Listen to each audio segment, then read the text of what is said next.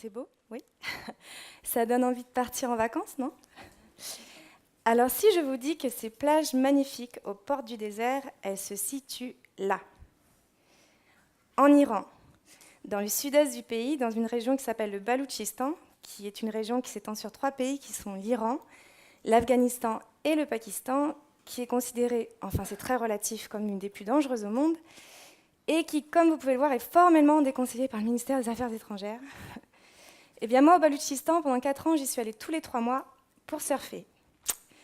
Alors surfer en Iran, quelle idée, me direz-vous? Eh bien c'est pas la mienne, c'est celle d'un ami à moi, Stuart, qui voyage et qui surfe beaucoup.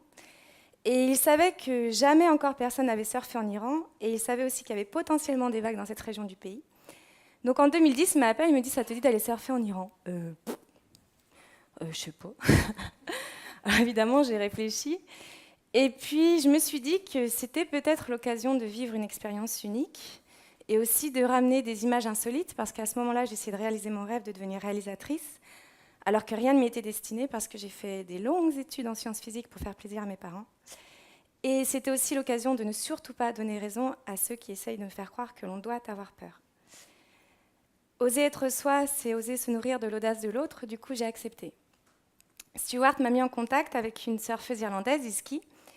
On devait partir tous les 3, il a organisé le voyage, il a tout prévu, sauf qu'il a raté son avion. Ou il s'est dégonflé, je ne sais pas. Alors du coup, avec cette surfeuse, on s'est rencontrés pour la première fois dans une chambre d'hôtel à Téhéran.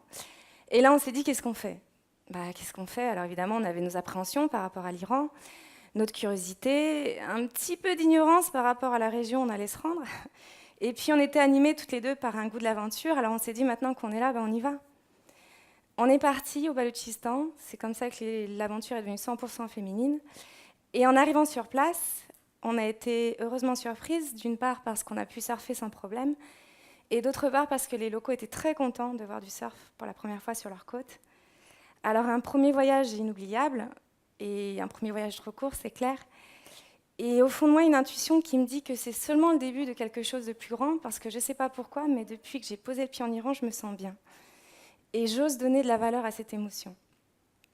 J'ai fait un petit film de ce premier voyage qui a été vu 1 million de fois sur Internet. Et on a eu des retours d'Iraniens et d'Iraniennes qui voulaient savoir si on pensait revenir. Alors en 2013, on a décidé de repartir, cette fois avec des planches. Et moi, j'ai voulu allier mes 2 passions, pour le sport et pour le cinéma, et faire cette fois-ci un long métrage. Faire un film, c'est compliqué. Faire un film de surf féminin en Iran, ça demande un peu de logistique. Tout a été compliqué. Compliqué d'avoir des visas et des obtentions de filmer dans un pays très surveillé. Compliqué de trouver un caméraman que je voulais absolument iranien parce que lui aurait les codes que moi je n'avais pas pour tourner. Compliqué de trouver une production qui veuille financer un tournage très incertain. Compliqué d'envoyer des planches dans un pays sous sanction à l'époque. Et avec toute cette logistique, compliqué d'avoir le cerveau disponible pour écrire l'histoire et pour penser à mon film, qui est quand même le principal travail d'une réalisatrice.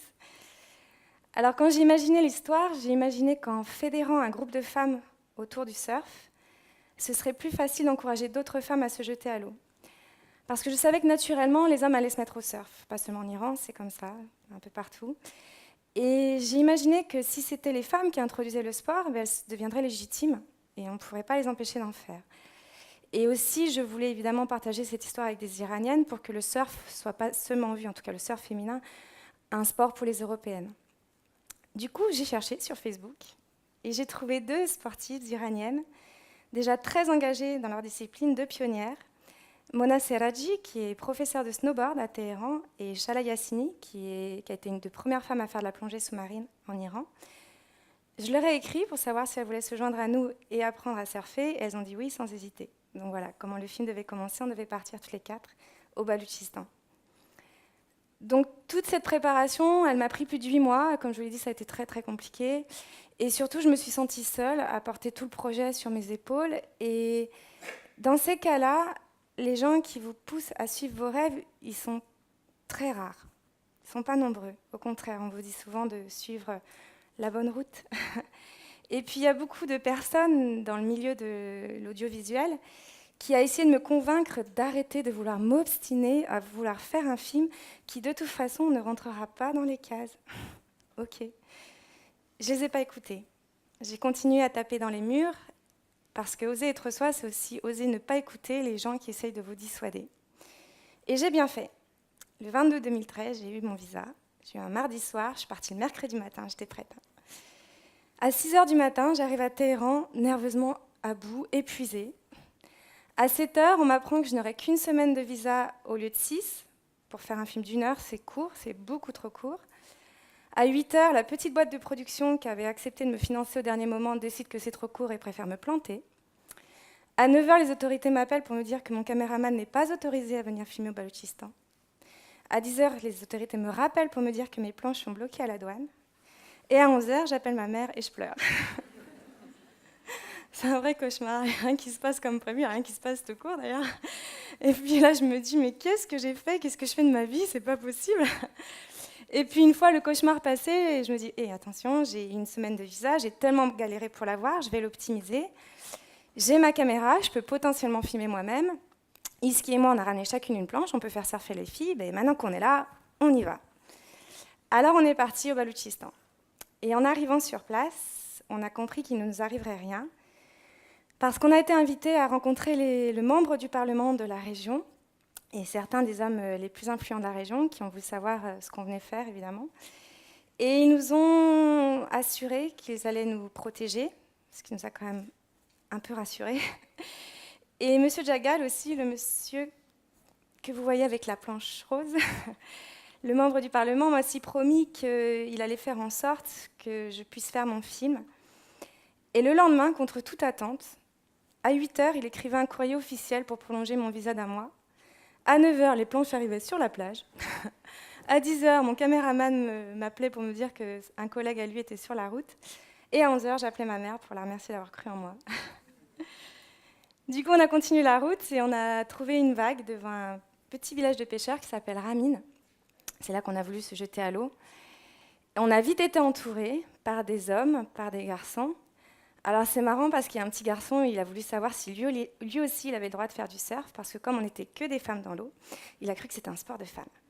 Et comme on est très cool, on a dit OK. Du coup, on a surfé ensemble, en respectant les consignes de la veille, les hommes d'un côté, les femmes de l'autre, sauf que la vague, elle nous a tous réunis au même endroit.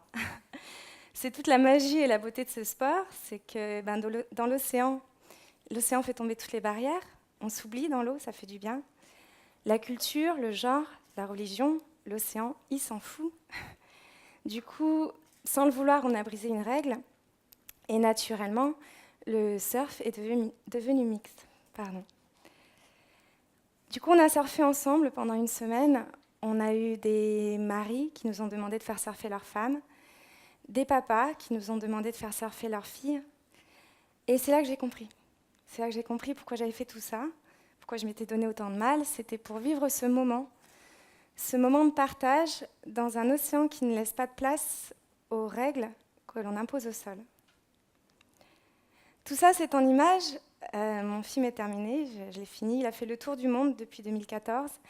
Il a été projeté sur beaucoup de télévisions internationales, dans les avions de la Singapore Airlines, entre deux bateaux repas, dans beaucoup de festivals internationaux, dont Téhéran et San Diego en Californie. Alors c'est très symbolique, mais c'est important pour moi d'imaginer qu'il est suffisamment objectif pour être diffusé partout, ce film. Et si l'objectif, c'est parce que je l'ai réalisé avec une grande équipe de cinéastes iraniens, et ensemble, on a confronté nos points de vue pour parler d'un pays dont je n'avais ni les codes ni la complexité.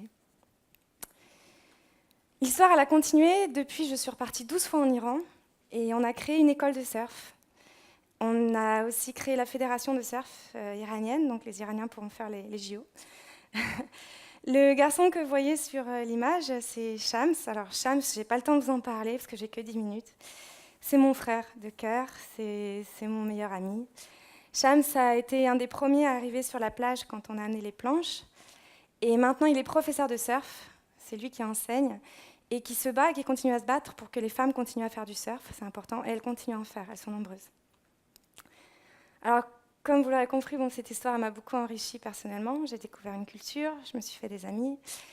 Elle m'a aussi ouvert des portes professionnellement. Maintenant, les producteurs m'appellent pour travailler. Là, cette année, je suis repartie pour faire un film. Je n'ai même pas eu besoin de m'occuper des visas. Et je suis partie en Palestine, une autre destination qui vous fait rêver. Alors en attendant, je vous propose d'aller faire un petit tour en Iran quand même. Donc je ne peux pas vous montrer mon film parce qu'on n'a que 10 minutes.